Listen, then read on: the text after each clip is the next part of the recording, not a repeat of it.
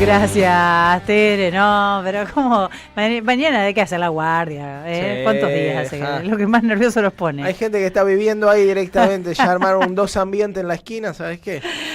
Bien, gracias a todos oyentes. Enseguida hacemos un montón de mensajes, muchos mensajes de bienvenida para el querido Atilio, que tenemos un derrotero de temas para hablar con Atilio. Aparte que vamos a seguir hablando de lo que pasa en nuestro país, pero creo que vamos a arrancar por esta tensión que escala entre Israel e Irán luego del ataque de Israel. Sí, es una situación muy, muy delicada la que se está viviendo ahí, ¿no es cierto? ¿Por qué atacar ahora? ¿Por qué ahora? ¿Por qué ahora Israel?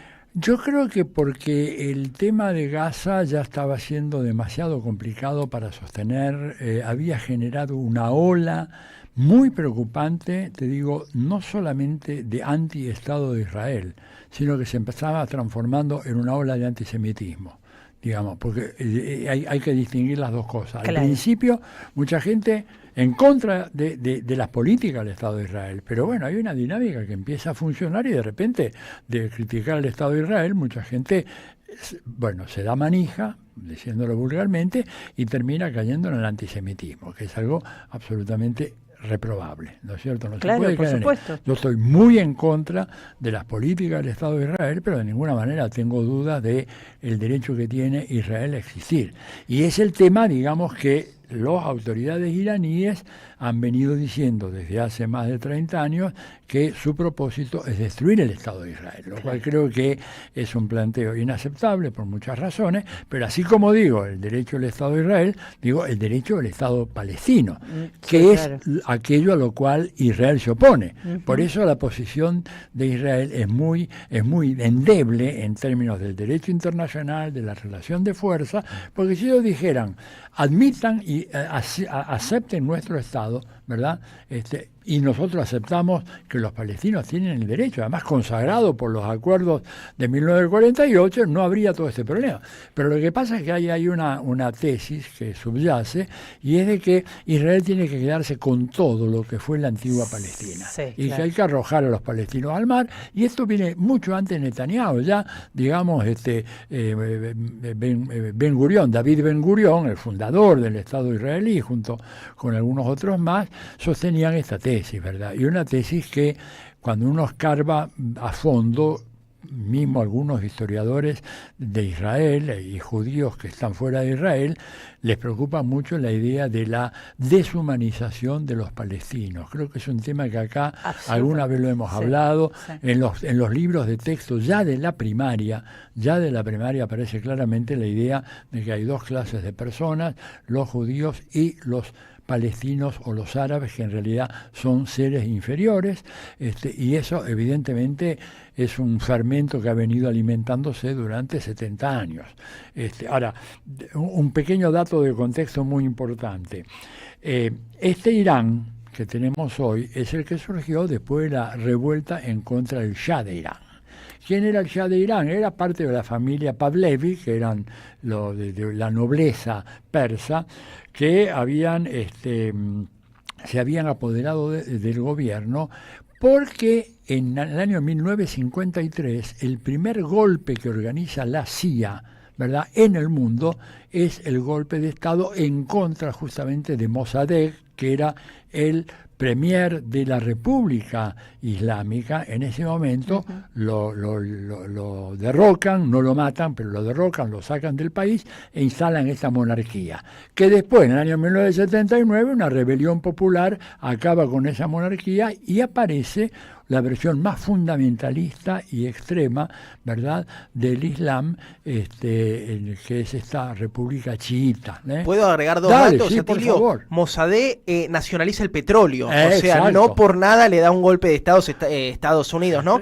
Y segundo, que dentro de la República Islámica también conviven tendencias, ¿no? Una tendencia más estatista, nacionalista, antiimperialista de aquel presidente Mahmoud Ahmadinejad, ¿se acuerdan? Sí. Bastante amigo de Latinoamérica, y una tendencia más liberaloide, reformista, que es el actual presidente, ¿no? ¿Se acuerdan que hace poco murió un presidente en extrañas situaciones? El vicepresidente. No, murió el presidente en un accidente de avión, sí, de helicóptero. helicópteros. ¿Se acuerdan? Sí. Bueno, él representaba al ala más nacionalista, más estatista, que defiende el programa nuclear iraní. El actual es un tipo más liberaloide, que promulgaba el diálogo con Estados Unidos. Así y todo, frente al bombardeo de Israel y a un Estados Unidos con Donald Trump, los que eran liberales ahora están muy presionados por el sector más nacionalista que le dice, muchacho, ustedes quieren sentarse a dialogar mientras te están bombardeando Teherán. Claro, correcto. Bueno,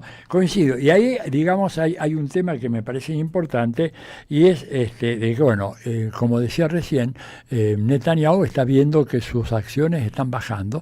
Es un hombre que tiene problemas con la justicia. En cuanto deja de ser primer ministro, va a la cárcel, así simple y sencillo.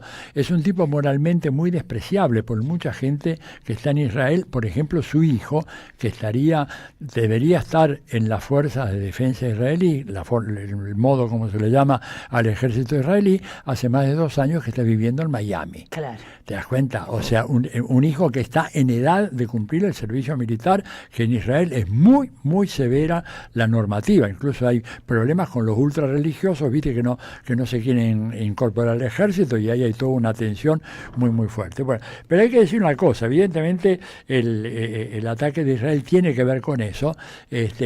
Hay que tener en cuenta de que la tecnología para hacer estos ataques es muy sofisticada, porque si uno se pone a mirar la distancia... la tecnología de Israel y incluso y la de los también, iraníes. ¿no? Claro, porque estás enviando drones y misiles a 1.600 kilómetros de distancia. O sea, no es que atacan al vecino, ¿no es cierto? Bueno, Irán, desde el 79, cuando se constituye la República Islámica, es un país que, por ejemplo, no invadió a nadie, a diferencia de lo que ha hecho Israel, que invadió a todos los países vecinos. El Golán, el Sinai. Todo, Siria, Egipto mismo, el Líbano, etcétera. Irán no se le puede acusar de él, se le puede decir alguna otra cosa, pero eso no.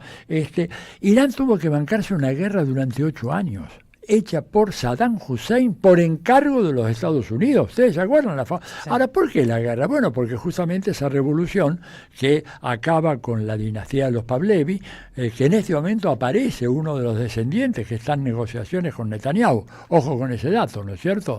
Porque están en este momento planteando cambio de régimen, que vuelva a la monarquía. Hay un Pahlavi ahí disponible que ya está negociando con Netanyahu y con el gobierno de los Estados Unidos. Bueno, Irán no había invadido a nadie. Irán no tiene armas nucleares. Israel tiene, se calcula un mínimo de 90 ojivas nucleares. Irán no tiene ninguna. Se está diciendo desde el año 2003, bueno, no las tiene, pero las va a tener en poco tiempo más, ¿no es cierto? Pasaron 22 años y no sigue siendo el mismo argumento. No tiene armas nucleares, ¿no es cierto? Otra cosa, Irán firmó el Tratado de No Proliferación Nuclear. Israel no lo firmó. Irán aceptó y acepta la llegada de inspectores de las Naciones Unidas para revisar las instalaciones nucleares. Israel nunca aceptó eso. Entonces, evidentemente acá hay una potencia militar que actúa en coordinación con los Estados Unidos y que es la que lanza esta guerra pretendiendo hacer ya una especie de rediseño definitivo del mapa de Medio Oriente. Claro. Y eso no va a salir bien porque afecta muchos intereses, ¿verdad?, de países muy grandes, Estados Unidos, por supuesto, China, Rusia y muchos otros, ¿verdad? Y además hay todo un tema humanitario que evidentemente no puede soslayarse en todo esto. No, bueno, Gaza ha pasado a un segundo plano en estas últimas horas, ¿no? Digo, esto que vos contabas que iba ganando lugar en la agenda y que obviamente era muy criticado en ámbitos internacionales, ahora como que se apaciguó y es terrible lo que sucede en Gaza también.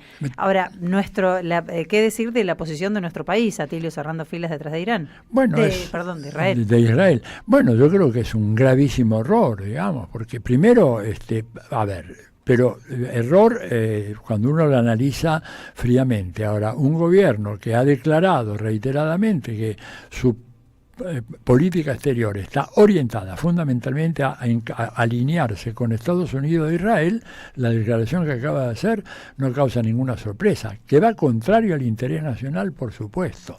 Esto realmente la Argentina lo que tiene que hacer es una política exterior independiente y no meterse en una pelea que no es nuestra. Ya vemos lo que pasó en los 90 cuando Menem favoreció la política, las relaciones carnales con Estados Unidos. Te sumo algo más, Atilio. El Shah era un tipo alineado verticalmente con Gran Bretaña, ¿no? Y la revolución islámica, cada uno la caracteriza como quiere, ¿no? Pero siempre apoyó el reclamo de determinación argentina sobre las Islas Malvinas, ¿no es cierto? Entonces, si lo miramos desde una perspectiva argentina, Israel siempre estuvo en contra de nuestros reclamos. No hay chance de tener un punto de acuerdo con Israel, que más allá de que son tipos que colonizan y llevan adelante un genocidio, nunca nos bancaron el reclamo de Malvinas. Para nada. Y es más, no sé si ustedes vieron la foto que hubo de la reunión de Milei con el presidente de Israel. Con un mapa argentino sobre la mesa. ¿Qué te parece? Es una cosa que jamás se vio. O sea, vos podés tener dos delegaciones de diferentes países, salvo que estén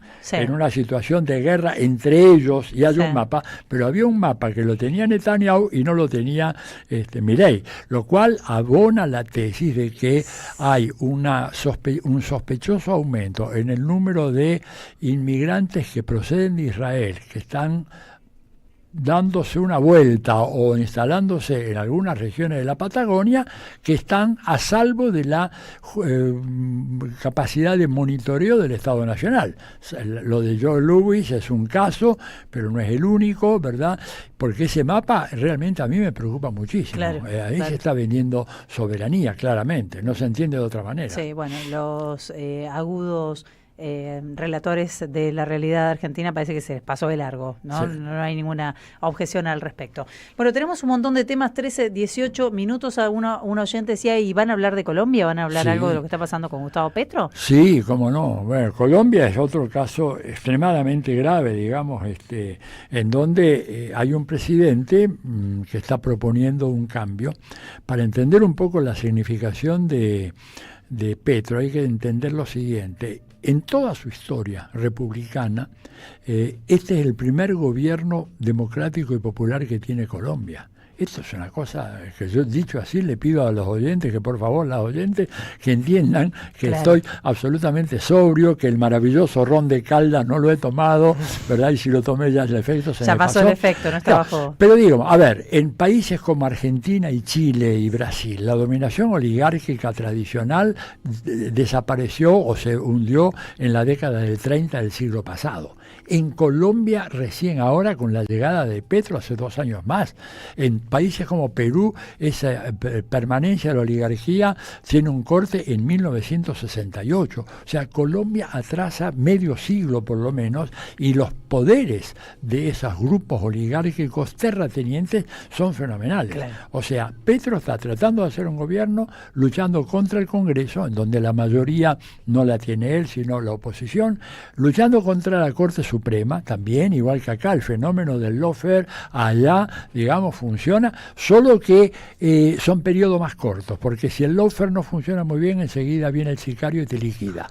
Lo que pasó con este personaje, con Miguel Uribe Turbay. Claro. Uribe Turbay es el nieto, digamos, de 2 de las familias más importantes de Colombia. Los Uribe, digamos, que han sido los grandes terratenientes de la zona de Antioquia, ¿verdad? Este chico, muchacho, era, no sé si era nieto o sobrino, pero de la familia, del corazón de los Uribe. Y Turbay, su abuelo, había sido presidente de la República, Turbay Ayala, ¿verdad?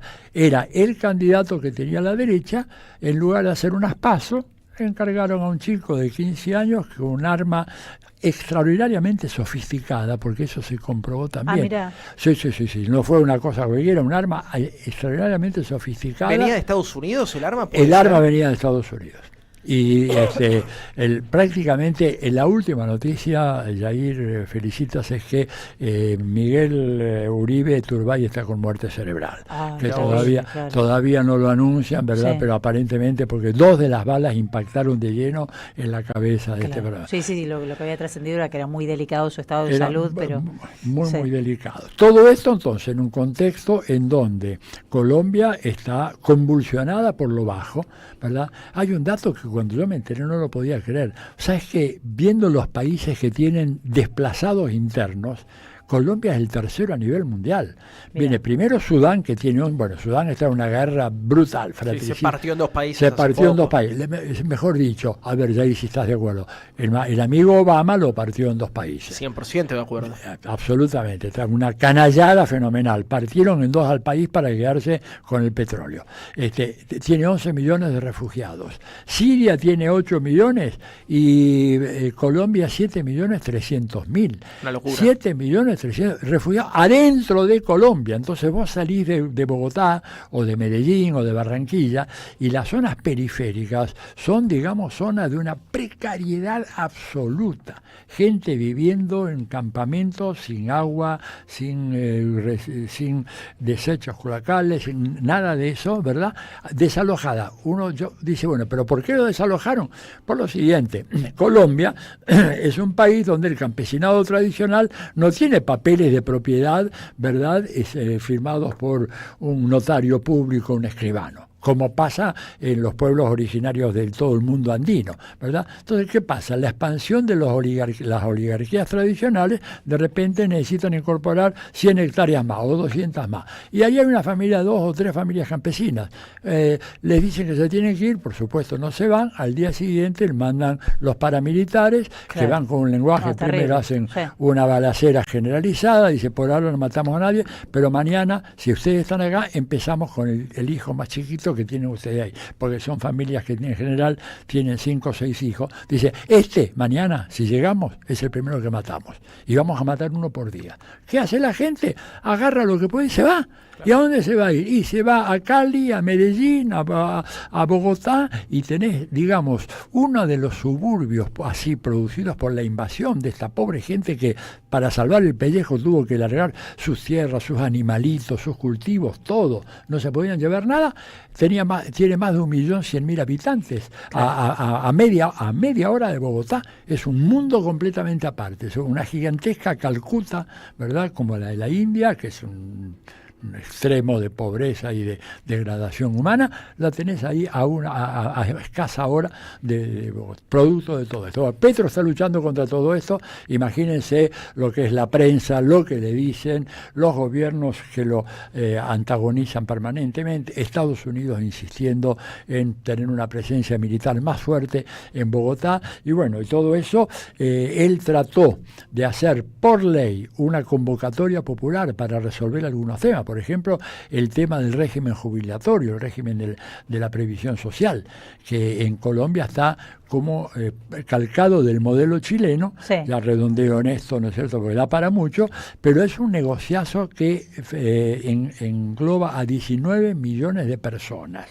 Y Petro, todo esto lo manejan 2 o 3 en grandes empresas. Ya sabemos de qué se trata. Ya sabemos de qué se trata. Entonces, él quiere hacer una consulta popular para ver si la gente está dispuesta a hacer una transición, como se hizo en la Argentina, el gobierno de Cristina, de pasar al sistema de reparto, al sistema público. No, el Congreso no quiso saber nada. Él entonces dice, la voy a convocar por decreto. Y ahí aparece entonces toda una playa de juristas diciendo, bueno, que es inconstitucional, que le corresponde al Congreso, y mientras tanto deja que la esquilmen 19 millones de personas que todos los meses están pagando para su jubilación privada, que luego, como pasó en Chile, va a ser una estafa. Cuando digo que es una estafa, estoy citando un informe del Banco Mundial que dice que el caso de Chile, como el de todos los casos, estos sistemas de capitalización terminaron siendo grandes estafas.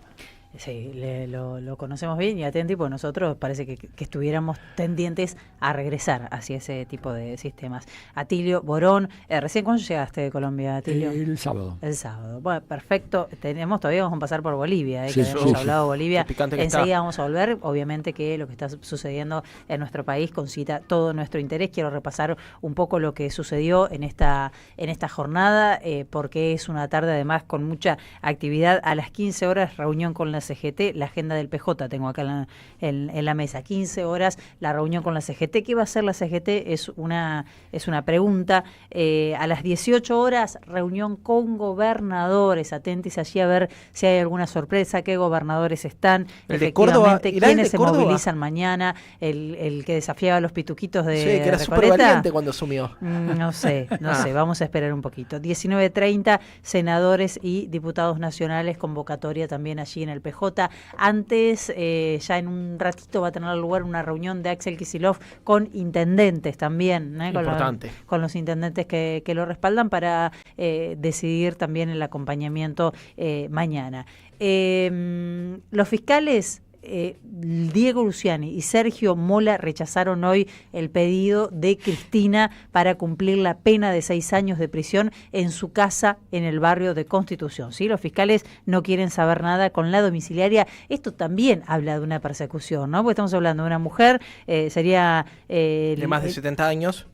Claro, sería uno de los únicos casos. Entiendo que hay algunos, pero porque han vulnerado en algún momento las medidas de seguridad, entonces revirtieron la medida, ¿no? Que no le hayan dado la domiciliaria. Claro, sería es el único insólito, sería el caso único en el país. Sería el único. Bueno, esto es lo que quiere Luciani, que está, por supuesto, cebadísimo. Vamos a ver qué deciden, en todo caso, los jueces. Este es el tema. Los fiscales dicen no se advierten razones humanitarias que justifiquen conceder una medida excepcional como es la detención domiciliaria, ¿no? Tipos que, obviamente, están muy de acuerdo con que los genocidas, por ejemplo, no es una comparación brutal, ya lo sé, estén en su casa y no dicen nada. No es brutal, Felicitas. Leía una nota este fin de semana que me parece muy interesante de Luciana Bertoia sobre las condiciones en las que viven los genocidas. ¿Sí? Recitales de Palito Ortega, asado con amigos, fiestas de cumpleaños, ¿Lo hemos repasado? pileta Están en la los casa. Indicadores, aparte de cuántos están en su casa, la mayoría están con beneficios. Y te sumo algo más que me parece muy interesante y es una información que no da tanta vuelta. Vos sabés que la redacción del Grito del Sur estuvo hasta hace unos días en Ceballos. En el segundo juicio de Ceballos, Jorge Espina, que era un mando alto de inteligencia de la aeronáutica, le dieron 14 años.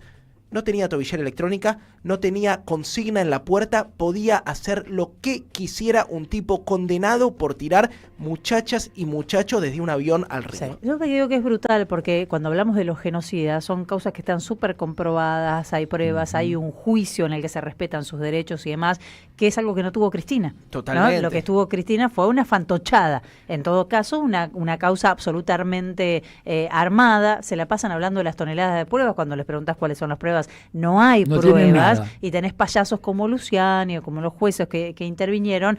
Por eso digo que es una brutal comparación, porque en un caso hubo un juicio y se respetaron los derechos de quien estaba sentado en el banquillo, y en el otro caso no lo hubo. Digo, por eso me parece injusta a veces la comparación. Pero sí, claro, ellos admiten que un genocida puede estar en su casa, pero en el caso de una expresidenta como Cristina no lo admiten. Digo, es injusta la prisión domiciliaria para Cristina porque no debería estar en prisión por una causa armada como esta. Sí, además porque realmente no hay ninguna razón para la cual se le prive de un derecho. Además, esto contrasta fenomenalmente con lo que pasó con el Pepín, ¿cómo se llama? Pepín Rodríguez Simón. Es otro buena ni comparación. tabillera ni nada, se rajó durante 3 años y a Cristina además le dieron, ahora los jueces dijeron de que hay que tener mucha alerta para evitar que salga del país, porque tiene miedo de que se vaya a un país. Que se escape, no me digas. Qué fácil debe ser para Cristina escaparse, nadie se da cuenta. Pasa desapercibida en cualquier parte, ¿no? claro. Bueno, dicen los fiscales, en particular no se encuentran configuradas ni esgrimidas razones de salud o razones personales que, vinculadas a la edad, permitan inferir que el encierro carcelario puede afectar el derecho a un trato digno, humanitario, reconocido a las personas privadas de su libertad. Todo esto sin mencionar que es una mujer que fue víctima de un intento de magnicidio, ¿no? Claro. Que la cuestión de seguridad me parece que también es una cuestión importante. Bueno, esta tarde entonces, vía Zoom los jueces, porque no quieren que mañana se movilicen, insisto en esto, mañana hay movilización de todas maneras, le van a informar cuáles van a ser las condiciones en las que va a cumplir con la condena. voy a decirlo de esta manera, veo a muchos excitados en televisión mostrando una tobillera electrónica, ¿no? Sí. Parecida, dicen, esta es la que se va a poner Cristina. Claro, también están, hoy se va a informar con respecto a esto, ¿no? Los fiscales piden que si se rechaza la cuestión del cumplimiento efectivo, de la prisión efectiva, se le ponga una tobillera electrónica. Por supuesto que ya el abogado defensor, Beraldi, dijo que es monitoreo innecesario, ¿no? Así que, bueno, hay que ver qué pasa con la decisión que tomen, con este pedido que hacen los fiscales, con el pedido que hace la defensa de Cristina, el abogado que representa a Cristina, que determinan efectivamente los jueces hoy a partir de las 16. Tengo una información Dale. muy interesante, que es que el movimiento campesino de Santiago del Estero, Sí. digo, en un país tan urbanizado como el nuestro y con tan poca escucha a lo que pasa en el campo, tuvo un plenario con casi 300 delegados y se pronunciaron en favor de Cristina Fernández de Kirchner. Hablamos de los sectores sindicales, hablamos de los sectores de la política, hablamos de las universidades tomadas en solidaridad. Me parece interesante también levantar la voz de las comunidades campesinas y de trabajadores rurales que se pronuncian en favor de acompañar mañana la marcha multitudinaria que va a haber en el domicilio Es muy de Cristina. interesante, Jair, porque aparte encontrás muchos acompañamientos de este tipo en todo el país. Total. Vamos a hacer una tanda, tenemos una voz que se va a sumar en un ratito nada más para seguir hablando de la realidad hoy en Argentina, y tenemos muchos oyentes, así que gracias. 1132-000-530, canal de streaming Somos Radio AM530. La tanda rápido, ya estamos de regreso. Somos Radio AM530.